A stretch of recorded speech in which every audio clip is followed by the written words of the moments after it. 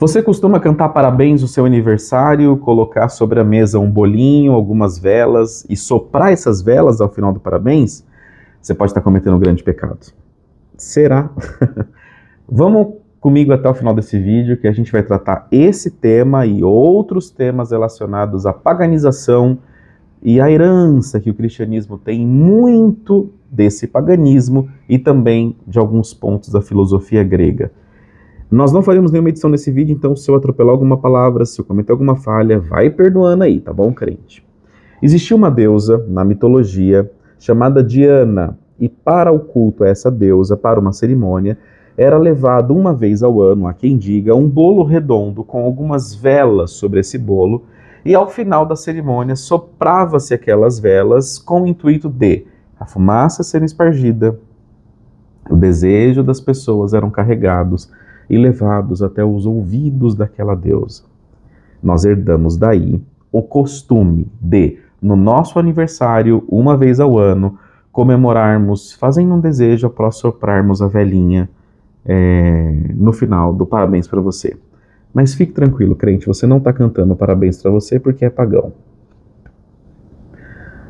Você sabia que a aliança de casamento também é de origem pagã?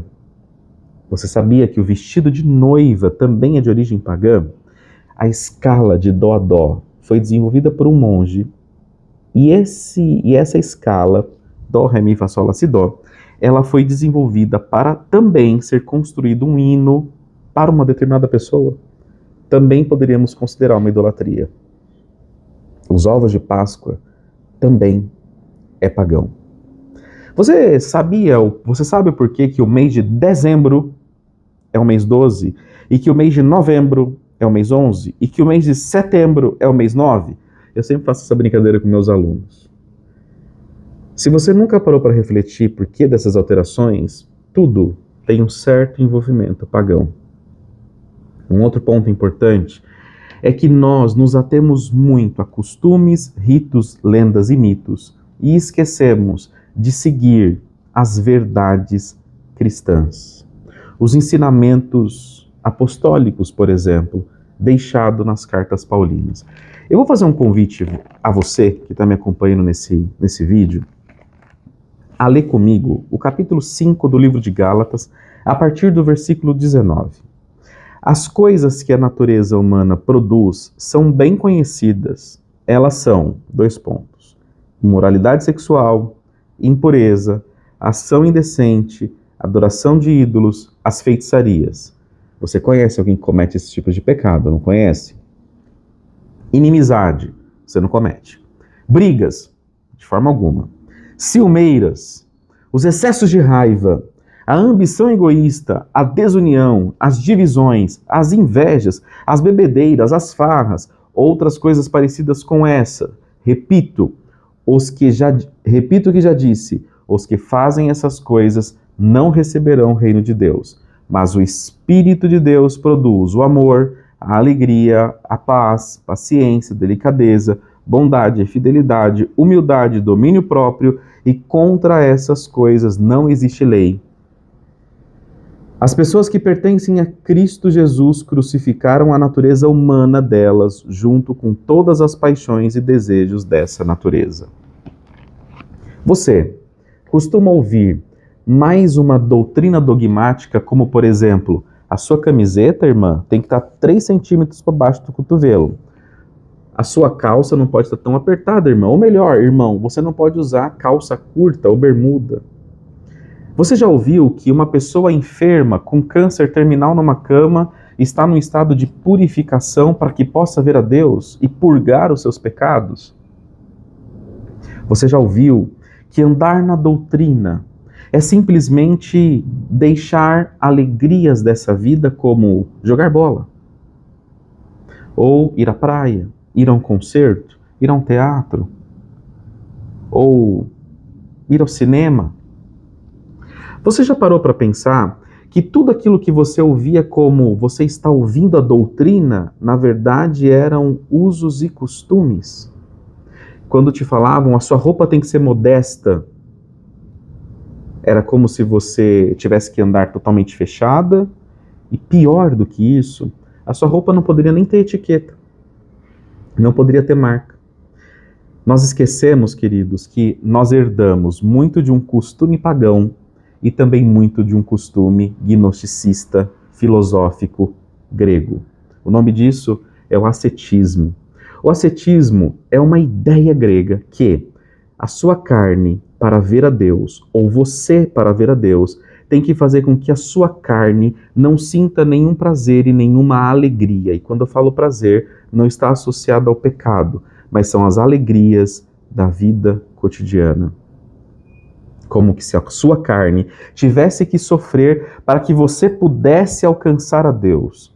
A salvação por obras, ela não é a sistematização teológica de uma ou mais igrejas, mas ela parte de uma filosofia asceta grega. Mas o cristianismo veio na contramão do gnosticismo e do ascetismo e também do paganismo.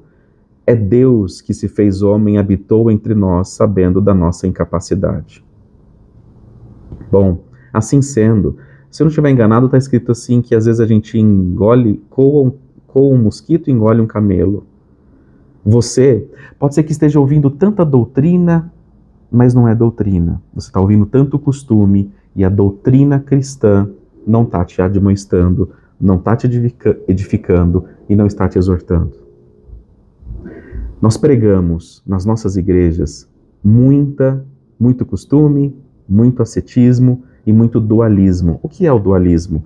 Dualismo é quando uma ideia, ela existe somente se a outra ideia for excluída.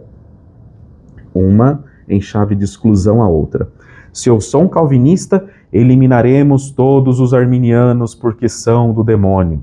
Se eu sou um continuista, eliminaremos todos os cessacionistas porque eles são do demônio e não conhecem o Espírito Santo.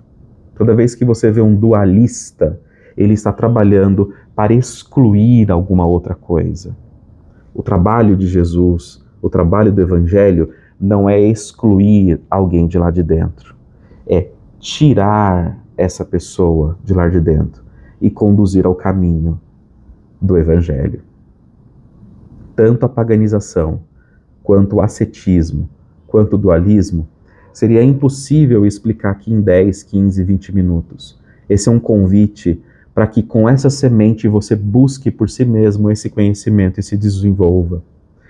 E peça a Deus para que você ouça mais as doutrinas de Cristo, as verdades de Cristo, o seu Evangelho, para que o seu coração e a sua mente não fique contaminado com tanto paganismo sendo um pecado, para que a sua mente não fique contaminada que o ascetismo é o caminho certo e que o dualismo é o combate de uma arma pura. E que não é, meu irmão, e também não é, minha irmã. O combate de uma arma pura é a pregação do Evangelho na sua boca para que o entendimento das pessoas sejam feridos. Se você não comemora o Natal, fique atento com a Páscoa. Se você comemora a Páscoa, fique atento com o bolo. Se você não comemora com o bolo, fique atento com a sua aliança. Se você retirar a sua aliança, tire o mês do seu aniversário. Tire as notas da música. Irmão, irmã, muitos dos escritos da Bíblia, quando a gente vai ler, o nosso olhar está viciado, a nossa mente está condicionada ao ascetismo. Leia Gálatas 2, lá embaixo está escrito que nós não devemos cuidar tanto assim do corpo. Se o teu olhar for um olhar asceta, e muitos dos nossos olhares são ascetas, nós vamos interpretar aqui, não podemos fazer academia, nem caminhada, nem comer bem, de forma saudável, nem cuidar do nosso corpo, nem ter asseio com a nossa face, com a nossa pele. O que nós estamos aprendendo? De que forma nós estamos aprendendo? Eu faço um convite a não seguir o que eu falo como uma verdade absoluta, mas pegar esses temas que eu estou colocando aqui, lançando a você. Pesquise por si mesmo, de forma autônoma, e de forma autônoma, traga de volta. E nós vamos conversar. Coloque aqui nos comentários algum tema que você gostaria que eu trouxesse para reflexão. Eu espero que esses temas, talvez não fechando o que é certo e o que é errado, mas plantando na sua mente a ideia de o que de fato eu tenho que me preocupar, o que de fato eu preciso ouvir, o que de fato eu preciso aprender e excluir o mais rápido da sua frente. Repetições e repetições que não te ensinam nada, que não te desenvolve e que não te leva a lugar nenhum. Deus abençoe a sua vida.